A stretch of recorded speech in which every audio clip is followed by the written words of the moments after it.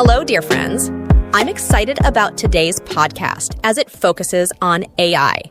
It's important to understand the implications of AI on our lives in the future. I'll ensure that you learn new words to enhance your English fluency. Additionally, listening to the podcast will improve your listening skills, enabling you to understand any native speaker more easily. Hey, Ronica, how's your work going? Everything's going fine, but I'm finding it hard to focus on my work these days. Why is that? Is everything okay? Feel free to share with me. Have you heard about ChatGPT? It's an AI tool, and it is a very powerful AI. Absolutely. I've actually been using it quite frequently for my work. What about you? Recently, I've been using it, but I'm a bit apprehensive about it. But why? Are you not happy using it? What's the problem? Let me know if there is something bothering you. I'm actually really satisfied with it. However, the fact that it's even more powerful AI than I had expected. I understand your point now. The only way to secure your job is to either learn it or risk losing your job. You are right, Robin. Is technology moving faster than ever before? Yes, it is developing faster now than it has been in the past, according to our world in data. I am not sure if I can do the work. Why does the company hire employees? Many company executives expect to have fewer employees in the next 5 years as they increasingly use artificial intelligence. The use of artificial intelligence will reduce the number of workers at thousands of companies over the next 5 years, according to a global survey of C-suite executives published Friday. It's quite funny that there are many people who have never used ChatGPT. In fact, some of them don't even realize it exists. Yeah, you're right. A lot of my friends are not aware of it. When I suggest they use it, they just laugh it off and say AI can never replace humans. You should tell them that AI has already replaced many jobs. Like in the automotive industry, where robots now do tasks that humans used to do. Not only that, but AI is also used for creative tasks like creating high-resolution images and animated videos. In short, artificial intelligence is going to impact everything. The job market is going to change. The way of studying in schools and college is going to change. Well, do you know who is the founder of the chat? Yes, ChatGPT. It was created by OpenAI and released on November 30th, 2022. OpenAI has since become the world's most famous AI research and development company. CEO Sam Altman also co-founded the company and has served on the executive board since 2015. It can give you answers to any questions. It can even help you to improve your English. You must be thinking how it can help, right? Of course. I use it to improve my English skills. For instance, whenever I come across a word that I don't understand, I look it up and also check for examples of its usage. In every sector, we are going to see the impact of AI. You just have to write what kind of music you want and you will get it. By 2025, it's expected that 85 million jobs may be lost due to technological changes. But at the same time, about 97 million new jobs are projected to be created. This means that while some older jobs may disappear, there will also be many new job opportunities opening up. The important thing to remember is that artificial intelligence won't be the one to take your job. Rather, a person who knows how to use AI effectively will definitely be able to take your job. You mean that we have to adapt to this new world as soon as possible? Can AI ever achieve true consciousness? And can artificial intelligence think like humans? If AI were to achieve genuine consciousness, it would have profound implications for humanity. It could revolutionize various industries, lead to advanced forms of automation, and potentially enhance our understanding of consciousness itself.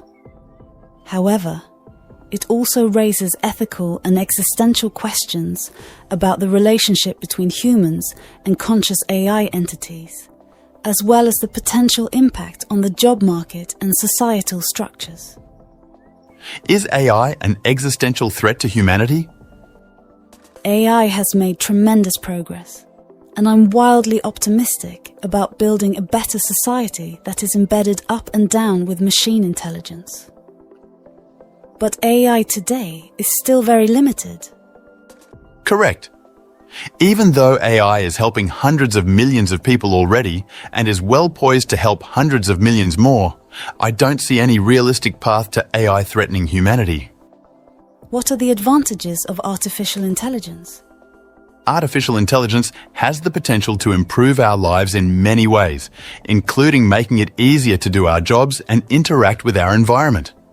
AI has already made a huge impact on many industries, like healthcare and manufacturing. It's also being used in a variety of other fields, like finance and marketing. The advantage of AI is that it can be used to solve a variety of different problems. Let's ask our audience what they think about AI.